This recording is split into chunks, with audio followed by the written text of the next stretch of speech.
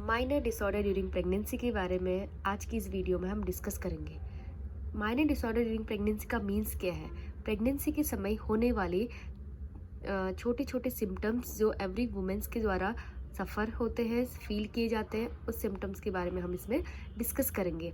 According to system हम सारे symptoms को डिस्कस करते हैं। तो सबसे पहले डाइजेस्टिव सिस्टम में कौन कौन से सिम्टम्स जो मदर के द्वारा फील किए जाते हैं वो हम वन बाय वन डिस्कस करेंगे। डाइजेस्टिव सिस्टम में सबसे पहला डिसऑर्डर है नोजिया एंड वॉमिटिंग। नोजिया और वॉमिटिंग, दूसरा है पटालिज्म, थर्ड वन है constipation, fourth one heartburn and last one है पिका। ये 5 डिसऑर्डर जो फील होते हैं मदर के द्वारा। फर्स्ट सिम्टम है nausea and vomiting. Nausea and vomiting को हम मॉर्निंग सिकनेस के नाम से भी जानते हैं। क्यों हम इसे मॉर्निंग सिकनेस के नाम से जानते हैं? क्योंकि ज़्यादातर वुमेंस को वॉमिटिंग और नोजिया मॉर्निंग के टाइम पे फेस करने को मिलता है, इस वजह से हम इसे मॉर्निंग सिकनेस के नाम से जानते हैं। 50% वुमेन में नोजिया और वॉमिटिंग होता है। कब से लेके कब तक होता है? 4th वीक ऑफ प्रेगनेंसी से लेके 16th वीक ऑफ प्रेगनेंसी तक ये नोजिया और वॉमिटिंग से मदर सफ़र रहती है। नेक्स्ट वन है कॉजेज़। अब कॉजेज़ किस कारण से नोजिया और वॉमिटिंग होता है एक प्रेगनेंसी के टाइम में? सबसे पहला हार्मोनल इम्बैलेंस। कौन से हार्मोन्स ऐसे हैं जो इम्बैलेंस्ड हो जाते हैं? एस्ट्रोजन, प्रोजेस्टेरोन और एससीजी हार्मोन का लेवल प्रेगनेंसी के टाइम पे बढ़ जाता है, जिसकी वजह से मदर को नोजिया और वॉमिटिंग होता है। नेक्स्ट वन है इमोशनल फैक्टर। मदर्स को कुछ इमोशनल फैक्टर जैसे कि fear and anxiety related to child birth, related to child care, तो इससे रिगार्डिंग भी मदर का डाइजेशन डिस्टर्ब हो जाता है, जिसकी वजह से मदर को वॉमिटिंग होने के चांसेस होते हैं।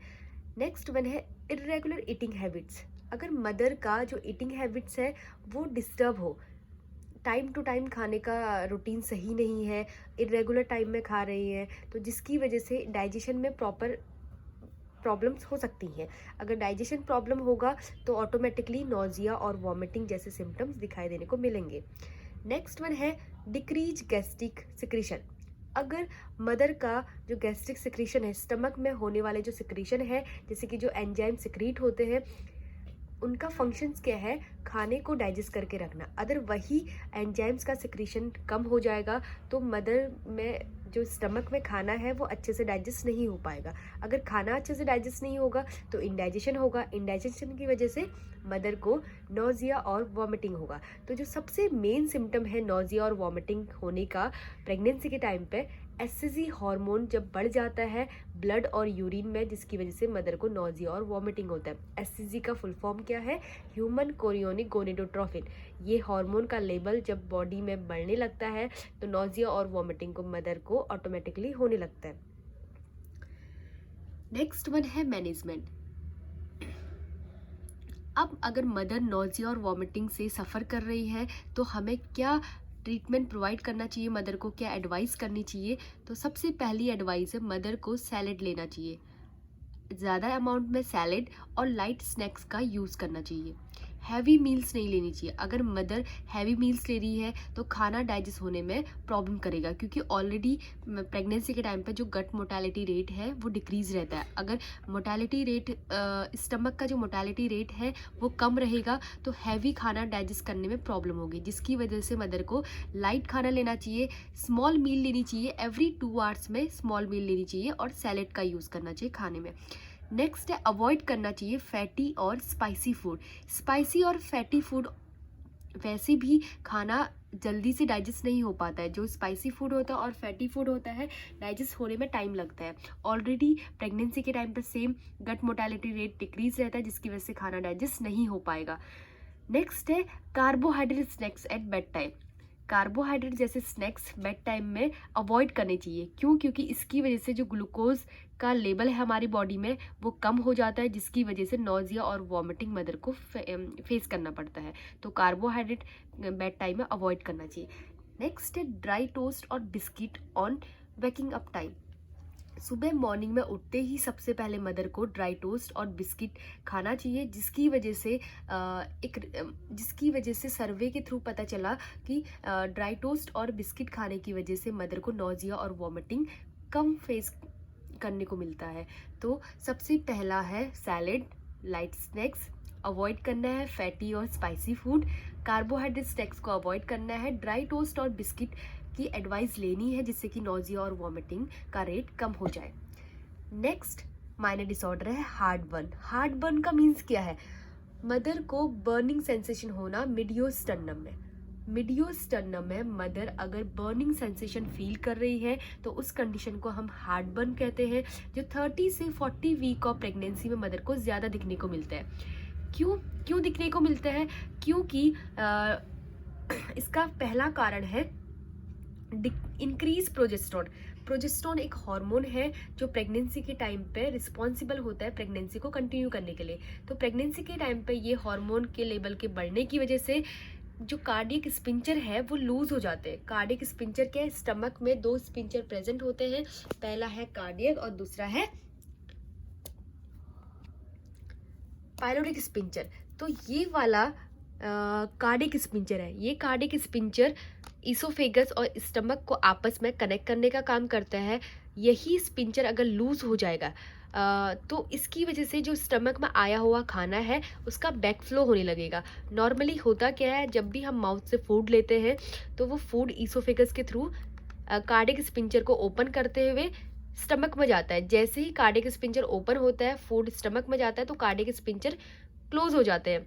तो प्रोजेस्टेरोन की वजह से होता क्या है, जो कार्डियक स्पिंचर है वो लूज हो जाते हैं। लूज होने की वजह से अगर हम हैवी मील ले रहे हैं, खाना ले रहे हैं, तो वो खाना ऊपर की ओर रिगर्जिटेट हो जाएगा, जिसकी वजह से अगर स्टमक से कंटेंट वापस माउथ की ओर जा रहा है तो इस एरिया में, ईसोफेगस वाले एरिया में बर्निंग सेंसेशन हो जाता है, जिस कंडीशन को हम हार्ट बर्न के नाम से जानते हैं।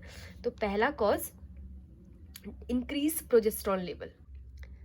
नेक्स्ट है मैनेजमेंट, हार्ट बर्न का मैनेजमेंट। अगर हार्ट बर्न हो रहा है तो हम क्या एडवाइस देंगे मदर को?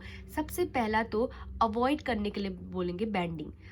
जैसे मदर नॉर्मली हाउस और वर्क करते समय बैंड हो जाती है, मोपिंग करते समय बैंड हो जाती है, तो वो बैंड होने के लिए मदर्स को मना करेंगे। दूसरा, टेक स्मॉल मील। हमें छोटा छोटा मील्स लेना है, थोड़ा थोड़ा खाना है, हर 2 घंटे में खाना है, जिससे कि स्टमक का कंटेंट वापस माउथ में रिगर्जिटेट नहीं हो पाएगा और हार्ट बर्न जैसी प्रॉब्लम्स नहीं होंगी। नेक्स्ट वन है sleeping with more pillow. More pillow के साथ अगर हम स्लीप करेंगे तो अगर हम नेक वाले एरिया में, हेड वाले एरिया में ज़्यादा पिलोज का यूज़ कर रहे हैं तो हमारा जो स्टमक है वो उससे प्रेशर नहीं लगेगा। प्रेशर नहीं लगेगा तो खाना रिगर्जिटेट नहीं होगा, जिस वजह से हमें हार्ट बर्न नहीं होगा। नेक्स्ट वन है फ्राई और स्पाइसी फूड हमें क्या करना है? अवॉइड करना है। तो ये भी हार्ट बर्न करने में कॉज करता है, जिस वजह से हमें ये सारी चीज़ें अवॉइड करनी है। स्लीपिंग विथ राइट साइड, हमें मदर को एडवाइस करनी है जब भी अगर वो हार्ट बर्न से सफ़र कर रही होती है तो उसे हमें बोलना है राइट साइड की ओर खाना खाने के बाद थोड़ा टाइम के लिए लेट जाए, जिससे कि रिलीफ मिलता है। लास्ट वन है, अगर हार्ट बर्न ज़्यादा ही मदर को सफ़र करना पड़ रहा है तो हमें मेडिकल एडवाइस के लिए मदर को बोलना चाहिए, डॉक्टर के पास जाके एंटासिड लेने के लिए। एंटासिड जैसे कि रेनिटिडीन लेने के लिए, पेंटॉफ 40 लेने के लिए हम एडवाइस करते हैं। नेक्स्ट सिम्टम है पटाइलिज्म। पटाइलिज्म का मीन्स क्या है? एक्सेसिव स्लाइवेशन, स्लाइवा का सिक्रीशन मोर होना पटाइलिज्म कहलाता है। ये 8th वीक ऑफ प्रेगनेंसी में होने के चांसेस होते हैं। क्यों मोस्टली पटाइलिज्म होता है? हार्मोनल इम्बैलेंस की वजह से। तो हमें मदर को हमेशा जब भी पटाइलिज्म होता है तो एडवाइस करनी चाहिए कैंडी च्यूइंग करने के लिए, टॉफ़ीज़ खाने के लिए और लेमन जूस को ड्रिंक करने के लिए, जिससे कि पटाइलिज्म जैसी प्रॉब्लम से थोड़ा सा रिलीफ मिले। नेक्स्ट वन है पिका। पिका क्या है? प्रेगनेंसी के टाइम पे मदर्स को कुछ अननेचुरल सब्सटेंस खाने की क्रेविंग्स होती है, जैसे कि कोयला, चौक, ये सारी मिट्टी, सॉइल खाने की क्रेविंग होती है। तो ये अननेचुरल सब्सटेंस खाने की क्रेविंग होने को ही हम क्या बोलते हैं? पिका बोलते हैं। ये होता क्यों है मोस्टली? इसका कारण क्या है? Change in metabolism. मदर के मेटाबॉलिज्म चेंज हो जाता है। जब भी एक मदर प्रेग्नेंट होती है तो उसकी जो रिक्वायरमेंट है वो ऑटोमेटिकली बढ़ जाती है, तो मदर का मेटाबॉलिज्म रेट भी बढ़ जाता है, जिसकी वजह से मदर को क्रेविंग होती है कुछ ऐसे अननेचुरल सब्सटेंस खाने की। तो हमें मदर को एडवाइस करनी चाहिए एक्सप्लेनेशन कि कुछ भी हार्मफुल चीज़ें नहीं खानी है जिससे कि हमारे बेबी को प्रॉब्लम्स फेस करनी पड़े। तो ये सारे एक्सप्लेनेशन को मदर को हमें एडवाइस करनी पड़ेंगी। नेक्स्ट सिम्टम है कॉन्स्टिपेशन। कॉन्स्टिपेशन का मीन्स क्या है? Hard stool. अगर मदर्स के द्वारा हार्ड स्टूल पास हो रहा है तो उस कंडीशन को हम कॉन्स्टिपेशन कहते हैं। प्रेगनेंसी के टाइम पे कॉन्स्टिपेशन होने का क्या कारण है? कॉजेस: प्रोजेस्टेरोन का लेवल इंक्रीज होने की वजह से। प्रोजेस्टेरोन जो हार्मोन प्रेगनेंसी को रेगुलेट करने में हेल्प करता है, अगर उसका लेवल बढ़ जाता है तो उससे क्या होता है, जो इंटेस्टाइन की मसल्स हैं वो रिलैक्स हो जाती है। अगर इंटेस्टाइन की मसल रिलैक्स हो जाएंगी तो इंटेस्टाइन का फंक्शन क्या है? खाने को एक जगह से दूसरी जगह लेके जाना। तो पेरिस्टालसिस मूवमेंट भी कम हो जाएगा। पेरिस्टालसिस मूवमेंट का मतलब क्या है? खाने को एक जगह से दूसरी जगह पास करना पेरिस्टालसिस मूवमेंट कहलाता है। तो पेरिस्टालसिस मूवमेंट कम हो जाएगा। अगर पेरिस्टालसिस मूवमेंट ही कम हो जाएगा तो जो वेस्ट प्रोडक्ट है वो अपने एरिया से आगे की ओर नहीं बढ़ पाएगा, जिससे कि वो सॉलिड होते रहेगा और जिसकी वजह से कॉन्स्टिपेशन होने के चांसेस होंगे। नेक्स्ट वन है pressure from uterus. Pregnant uterus से अगर लेडी को प्रेशर पड़ता है स्टमक में, तो अगर स्टमक में प्रेशर पड़ रहा है और स्टमक में खाना है तो स्टमक अपना फंक्शन प्रॉपर नहीं कर पाएगा, जिससे कि खाना प्रॉपर डाइजेस्ट नहीं होगा, और खाना प्रॉपर डाइजेस्ट नहीं होगा तो मदर को कॉन्स्टिपेशन होने के चांसेस होंगे। नेक्स्ट वन है आयरन सप्लीमेंट। आयरन हमेशा से कॉन्स्टिपेशन कॉज करता है, तो हमेशा एक डॉक्टर एडवाइस करता है आयरन को विटामिन सी के साथ लेने के लिए। तो अगर हम विटामिन सी के बिना ही आयरन सप्लीमेंट ले रहे हैं या आयरन से रिगार्डिंग कोई भी फूड ले रहे हैं, आयरन जैसे कि पालक है, बीटरूट है, चीकू है और अनार, सेब, ये सारी चीज़ों में आयरन प्रेजेंट होता है। अगर ये सारी चीज़ें हम बिना विटामिन सी के ले रहे हैं तो ऑब्वियसली बात है कि लेडी को कॉन्स्टिपेशन होने के चांसेस होंगे। तो आयरन सप्लीमेंट भी एक कॉज है। नेक्स्ट है मैनेजमेंट। तो हमेशा जब भी एक लेडी कॉन्स्टिपेशन से सफ़र करती है तो हमें उसे फाइबर रिच डाइट लेने के लिए एडवाइस करते हैं। फाइबर रिच डाइट जैसे कि पपाया है, तो ये लेने के लिए हम एडवाइस करेंगे, जिससे कि मदर्स का कॉन्स्टिपेशन रिलीव होगा। नेक्स्ट है फ्लूइड इनटेक। मदर को एक दिन में 8 से 9 ग्लासेस वाटर इनटेक करने के लिए हम एडवाइस देते हैं। नेक्स्ट वन है एक्सरसाइज। मदर को एक्सरसाइज करने के लिए हम एडवाइस देंगे, जैसे कि वॉकिंग एक्सरसाइज, इवनिंग और मॉर्निंग वॉक करने के लिए हम एडवाइस देते हैं। नेक्स्ट, आयरन को विटामिन सी के साथ ही हमें इनटेक करना है। Next, green leafy vegetables. Green leafy vegetables का इंटेक करना है ज़्यादा से ज़्यादा, और वार्म वाटर लेने के लिए हम एडवाइस करते हैं। वार्म वाटर की वजह से क्या होगा, हमारा खाना इजीली डाइजेस्ट होना स्टार्ट होगा और जो सॉफ्ट स्टूल पास होना स्टार्ट हो जाएगा। नेक्स्ट सिस्टम है मस्कुलोस्केलेटन सिस्टम। अब मस्कुलोस्केलेटन सिस्टम में 2 डिसऑर्डर आते हैं। पहला है बैकेक, नेक्स्ट वन है क्रैम्प्स। तो मस्कुलोस्केलेटन सिस्टम में 2 डिसऑर्डर मदर्स में मोस्टली पाए जाते हैं। फर्स्ट है बैकेक। अब बैकेक का मीन्स क्या है? बैक पेन होना। मदर्स नॉर्मली प्रेगनेंसी के टाइम पे बैक पेन से सफ़र करती हैं। बैक पेन क्यों होता है? वेट गेन की वजह से। नॉर्मली प्रेगनेंसी के टाइम पे वेट गेन हो जाता है, ग्रेविड यूट्रस का वेट गेन हो जाता है। तो वेट गेन की वजह से जो एक सेंटर ऑफ ग्रेविटी है बॉडी की, वो चेंज हो जाती है, क्योंकि ग्रेविड यूट्रस रहता है, जिसकी वजह से हमारी जो एक सेंटर ऑफ बॉडी की ग्रेविटी है वो भी चेंज हो जाएगी, जिसकी वजह से पेन होना स्टार्ट हो जाएगा बैक में। नेक्स्ट वन है weak abdominal muscles. Muscles weak क्यों रहती है प्रेगनेंसी के टाइम पे? क्योंकि ऑलरेडी ग्रेविड यूट्रस है, यूट्रस का इन्लार्जमेंट है, यूट्रस के इन्लार्जमेंट की वजह से एक्स्ट्रा स्ट्रेन, एक्स्ट्रा प्रेशर पड़ता है जो एब्डोमेन की लिगामेंट है। लिगामेंट में प्रेशर पड़ने की वजह से जो एब्डोमेन की मसल्स है वो लूज होने लगती हैं, जिसकी वजह से मदर को बैक पेन सफ़र करना पड़ता है। नेक्स्ट वन है मैनेजमेंट। अगर कोई भी लेडी बैक पेन से सफ़र कर रही है तो हम हमेशा एडवाइस करते हैं एक कंफर्टेबल पोजीशन में रहने के लिए। अगर वो बैठ भी रही है या स्टैंडिंग पोजीशन में हो या लाइंग पोजीशन में हो, तो हमेशा कंफर्टेबल पोजीशन लेने के लिए हम एडवाइस करते हैं। नेक्स्ट, हम रेस्ट लेने के लिए और स्लिप के लिए एडवाइस करते हैं। दिन में 2 घंटे और रात में 8 घंटे उन्हें प्रॉपर नींद लेनी है, जिसकी वजह से उनको बैक पेन नहीं होगा। लास्ट वन, एक्सरसाइज करने के लिए बोलेंगे। अगर बैक पेन हो रहा है तो थोड़ा बहुत एक्सरसाइज करने के लिए हम एडवाइस करते हैं। नेक्स्ट है क्रैम्प्स। क्रैम्प्स का मीन्स क्या है? यूजुअली लेग्स में क्रैम्प्स पड़ते हैं मदर को। क्रैम्प्स का मीन्स क्या है? एक सेंसेशन लॉस हो जाना लेग्स एरिया में, जिसकी वजह से पेन होने लगता है मदर को। ये किसकी वजह से होता है, क्या कॉज है? विटामिन डी की कमी की वजह से और विटामिन बी की कमी की वजह से, कैल्शियम की कमी की वजह से मदर्स को लेग में पेन होने लगता है। As well as ischaemia. Ischaemia का मीन्स क्या है, लैक ऑफ ब्लड सप्लाई।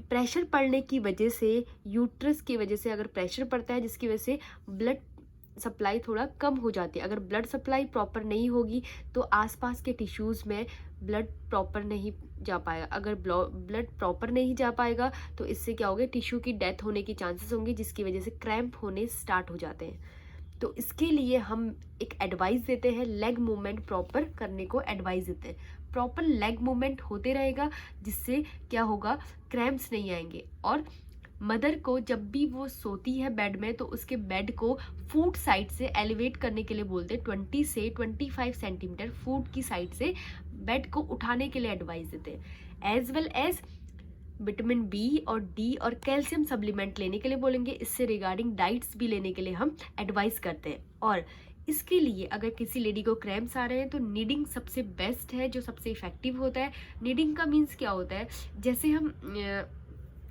आटा को नीड करते हैं, फ्लोर होता है, आटा गोदते हैं, तो वही नीडिंग एक्सरसाइज है। ये बैक मसाज की सबसे बेस्ट एक्सरसाइज है जिससे क्रैम्प्स क्या हो जाते हैं, कम हो जाते हैं। नेक्स्ट में है genito urinary system. Genito urinary system में दो डिसऑर्डर है, मिक्चुरेशन का इंक्रीमेंट हो जाना और ल्यूकोरिया। अब मिक्चुरेशन क्या होता है? मिक्चुरेशन मोस्टली फर्स्ट ट्राइमेस्टर में देखने को मिलता है। यूरिन की फ्रीक्वेंसी बढ़ जाने को हम क्या बोलते हैं, मिक्चुरेशन कहते हैं। बार बार यूरिन आने लगती है प्रेग्नेंट लेडी में, वो फर्स्ट ट्राइमेस्टर में होता है। क्या है इसका होने का reason, causes? Pressure due to gravid uterus. अगर लेडी यूट्रस का जो ग्रेविड यूट्रस है उसका प्रेशर क्यों कैसे पड़ता है, ग्रेविड यूट्रस का जो लोकेशन होती है ब्लैडर की वो जस्ट यूट्रस के फ्रंट में होती है। यूरिनरी ब्लैडर यूट्रस के जस्ट फ्रंट में होता है, जिसकी वजह से यूट्रस में ऑलरेडी एम्ब्रियो का डेवलपमेंट हो रहा है, तो एम्ब्रियो की वजह से यूट्रस का इनलार्जमेंट होता है। अगर यूट्रस इनलार्जमेंट होगा तो ब्लैडर में प्रेशर पड़ेगा। ब्लैडर में प्रेशर पड़ेगा तो ब्लैडर में क्या है, यूरिन होल्ड होती है, तो यूरिन होल्ड है उसमें, तो अगर उसमें हम प्रेशर बार बार प्रेशर पड़ रहा है तो बार बार यूरिन वहाँ से एक्सपेल आउट होने का ट्राई करेगा, तो मिक्चुरेशन होने के चांसेस होते हैं। इसका बेस्ट मैनेजमेंट है, हम मदर को एडवाइस करेंगे टी और कैफीन अवॉइड करने के लिए, और Kegel exercise, pelvic floor exercise करने के लिए हम एडवाइस करते हैं, जिससे कि जो पेल्विक एरिया के मसल्स हैं वो प्रॉपर काम करे और लूज ना हो, जिसकी वजह से मिक्चुरेशन होने के चांसेस कम हो। नेक्स्ट वन है ल्यूकोरिया। ल्यूकोरिया का मीन्स क्या है? प्रेगनेंसी के टाइम पे वाइट डिस्चार्ज का इंक्रीज होना ल्यूकोरिया कहलाता है, लेकिन ये वाइट डिस्चार्ज नॉन इरिटेंट होता है। वजाइना से वाइट डिस्चार्ज रिलीज तो होता है लेकिन कोई इरिटेशन नहीं होती इसकी वजह से। हम सिर्फ मदर को एडवाइस करते हैं कि पर्सनल हाइजीन मेंटेन करें और अपनी वल्वार एरिया को 3 से 4 बार वॉश करें with plain water. Plain water से 3 से 4 बार क्लीन करने के लिए हम एडवाइस करेंगे। कॉटन अंडरवियर वेयर करने के लिए बोलेंगे। पॉलिएस्टर के नहीं अलाउ करते हैं क्योंकि उनसे इरिटेशन होने के चांसेस ज़्यादा होती हैं, और टाइट क्लोथ्स पहनने के लिए हम अवॉइड बोलते हैं। तो हमेशा ल्यूकोरिया के टाइम पे पर्सनल हाइजीन मेंटेन करने के लिए हम अलाउ करते हैं। नेक्स्ट वन है सर्कुलेटरी चेंजेस। सर्कुलेशन में 3 चेंजेस आते हैं, एक फेंटिंग, एडीमा और वेरिकोसिटीज। फेंटिंग का मीन्स क्या है? वर्टिगो, चक्कर आ जाना। मदर को चक्कर फील होता है, तो ये किसकी वजह से होता है? प्रोजेस्टेरोन के लेवल बढ़ने की वजह से नॉर्मली जो स्मूथ मसल्स हैं वो रिलैक्स हो जाती हैं और वेसल्स का डायलेशन बढ़ने लगता है। अगर वेसल्स में डायलेशन बढ़ने लगेगा तो ब्लड सप्लाई प्रॉपर नहीं हो पाएगी। ब्लड सप्लाई प्रॉपर नहीं हो पाएगी तो टिश्यूज़ को ब्लड नहीं मिलेगा, ब्रेन को प्रॉपर ब्लड नहीं मिलेगा, जिसकी वजह से मदर को चक्कर आने लगेंगे। नेक्स्ट कॉज है pressure on inferior vena cava.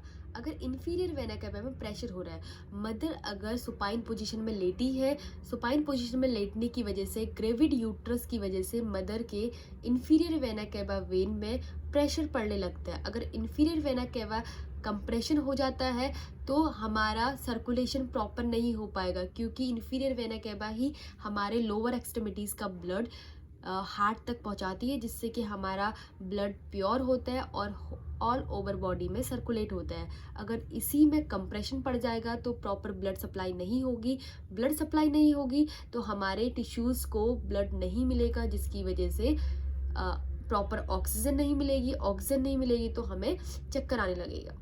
तो इसके लिए एक एडवाइस है मैनेजमेंट, इसका अवॉइड करते हैं हम लॉन्ग टाइम स्टैंडिंग। अगर मदर को चक्कर फील हो रहा है तो हम लंबे समय तक के लिए खड़े होने के लिए मना करते हैं और उसको अलाउ नहीं करते हैं कि वो बैक से सोने के लिए, सुपाइन पोजीशन में लेटने के लिए मना करते हैं। सिर्फ वो एब्डोमिनल एग्जामिनेशन के टाइम पे सुपाइन पोजीशन में लेट सकती है, इसके अलावा सुपाइन पोजीशन में लेटने के लिए मना करते हैं। वेरिकोसिटी, वेरिकोसिटी का मीन्स क्या होता है? ब्लड वेसल्स का इनलार्जमेंट हो जाना वेरिकोसिटीज कहलाता है। जो वेन्स और आर्टरी है उनका साइज बढ़ जाता है, जिसे हम वेरिकोसिटी कहते हैं। अब इसका होने का कारण क्या है? प्रेगनेंसी के टाइम पे प्रोजेस्टेरोन के बढ़ने की वजह से जो वेन और आर्टरी है उनकी मसल्स रिलैक्स हो जाती है। मसल्स रिलैक्स होंगी तो ब्लड सप्लाई प्रॉपर नहीं होगी, ब्लड सप्लाई प्रॉपर नहीं होगी तो ब्लड वहीं पे स्टक हो जाएगा, जिसकी वजह से जो वेन और आर्टरी है उनमें स्वेलिंग हो जाएगी, तो जिसे हम वेरिकोसिटी कहते हैं। वेरिकोसिटी के लिए हम एडवाइस करते हैं मदर को कि काफ मसल में एक्सरसाइज करें। काफ मसल कहाँ पे प्रेजेंट होती है? लेग के बैक साइड, क्योंकि वेरिकोज वेन ज़्यादा थाइस और लेग मसल्स में होने के ज़्यादा चांसेस होती हैं, इसीलिए हम मदर को एडवाइस करते हैं काफ मसल्स में एक्सरसाइज करें और एक सपोर्टिंग डिवाइस वेयर करने के लिए बोलते हैं, जिससे कि वेरिकोज वेन में पेन कम होगा। नेक्स्ट वन है एडीमा। एडीमा का मीन्स क्या है? आसपास के टिश्यूज में फ्लूइड का फिल हो जाना एडीमा कहलाता है।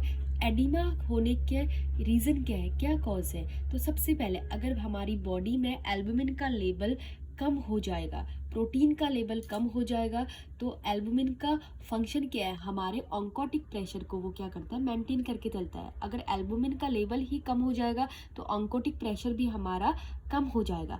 ऑन्कोटिक प्रेशर, अब इसका फंक्शन क्या है? ऑन्कोटिक प्रेशर क्या करता है? हमारे बॉडी से जितना भी एक्स्ट्रा फ्लूइड होता है वो एक्सपेल आउट करने का ट्राई करता है। तो ऑन्कोटिक प्रेशर अगर कम होगा तो हमारी फ्लूइड से हमारी बॉडी से जो फ्लूइड है वो एक्सक्रीट आउट नहीं हो पाएगा। अगर वो एक्सक्रीट आउट नहीं होगा तो वो आसपास के टिश्यूज में फैल जाएगा, जिसकी वजह से पूरे ऑल ओवर बॉडी में स्वेलिंग हो जाएगी, पानी भर जाएगा, जिस कंडीशन को हम क्या बोलते हैं? एडीमा कहते हैं। तो एडीमा में का मैनेजमेंट की बात करें तो मदर को अलाउ करते हैं हम लेग एलिवेट करने के लिए, लेग को उठा के रखने के लिए, हैंगिंग डाउन ऑफ लेग को हम अवॉइड करने के लिए बोलते हैं। अगर पाँव बहुत टाइम तक हैंग है तो इससे भी ज़्यादातर एडिमा होने के चांसेस होते हैं। नेक्स्ट वन है इंटेग्यूमेट्री सिस्टम। स्किन में क्या क्या चेंजेस होते हैं? तो सबसे पहला है लीनिया निग्रा, नेक्स्ट वन है स्टीरिया ग्रेविड्रम, प्रोराइटिस और कोलाज्मा। लीनिया निग्रा, अब लीनिया निग्रा का मीन्स क्या है? लीनिया निग्रा सिम्पाइसिस प्यूबिस से लेकर जिफॉइड स्टर्नम तक एक हेयर लाइन होती है, जिसको हम वही हेयर लाइन प्रेगनेंसी के टाइम पे डार्क हो जाती है हार्मोनल चेंजेस की वजह से, जिसे हम लीनिया निग्रा नाम देते हैं। नेक्स्ट है स्टीरिया ग्रेविड्रम। स्टीरिया ग्रेविड्रम क्या है? एब्डोमेन में प्रेगनेंसी के टाइम पे स्ट्रेच मार्क हो जाना स्टीरिया ग्रेविड्रम कहलाता है। नेक्स्ट वन है कोलाज्मा। कोलाज्मा का मीन्स क्या है?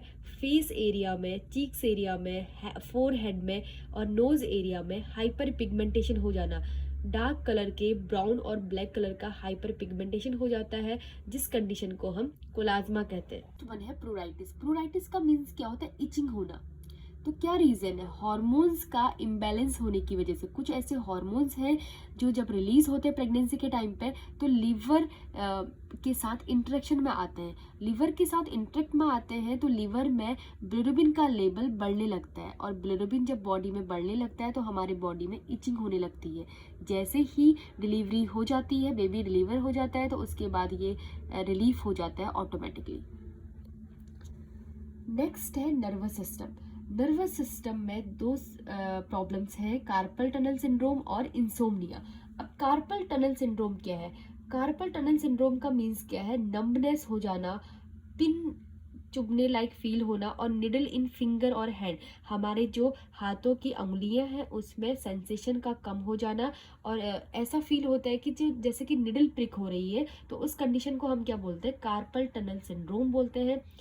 इसका रीज़न क्या है होने का, जब हमारी बॉडी में फ्लूइड का रिटेंशन हो जाता है, फ्लूइड हमारी बॉडी के अंदर ही रह जाता है, जिसकी वजह से एडिमा होता है, और एडिमा होने की वजह से मीडियल नर्व्स में प्रेशर होने लगता है। ये मीडियल नर्व्स कहाँ प्रेजेंट होती है, थंब में, तो इसमें प्रेशर होने लगता है, जिसकी वजह से हमारे फिंगर्स में नंबनेस, पिन लाइक सेंसेशन हमें फील होने लगता है। मैनेजमेंट की बात करें तो वेयर स्प्लिंट एट नाइट, हम स्प्लिंट पहनने के लिए अलाउ करते हैं मदर को, और हैंड को पिलो में रेस्ट करने के लिए अलाउ करते हैं।